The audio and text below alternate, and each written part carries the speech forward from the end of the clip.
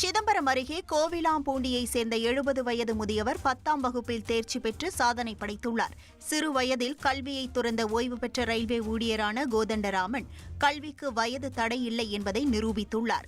3 முயற்சிகளுக்கு பிறகு இந்த ஆண்டு 10ஆம் வகுப்பு தேர்வில் தேர்ச்சி பெற்றுள்ளார்.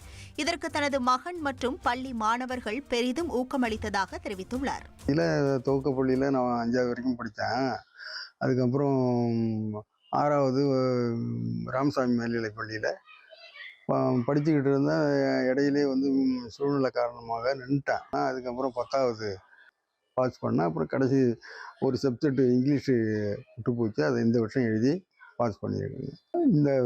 இந்த காலத்துலையும் சரி, எந்த காலத்துக்கும் படிப்பு தான் முக்கியன்ற மாதிரி கல்விக்கு வயசே கிடையாது. பொதுத் தேர்வு முடிவுகள் வெளியிடப்பட்டுள்ள நிலையில் ஆதி திராவிடர் மற்றும் பழங்குடியின மாணவர்களின் தேர்ச்சி இதுவரை இல்லாத உச்சத்தை அடைந்துள்ளதாக முதல்வர் ஸ்டாலின் பெருமிதம் தெரிவித்துள்ளார். இதுகுறித்து அவர் வெளியிட்டுள்ள எக்ஸ் தள பதிவில், கல்வியில் சமூக நீதிக்கான வெற்றி இது என்றும் உயர்கல்வியிலும் இந்த உயரத்தை உறுதி செய்து வருவதாகவும் கூறியுள்ள முதல்வர், தமிழ்நாட்டின் கல்வி வளர்ச்சிக்காக திராவிட மாடல் அரசு தீட்டும் திட்டங்களால் வரலாற்றில் இடம்பெறும் என்றும் நம்பிக்கை தெரிவித்துள்ளார்.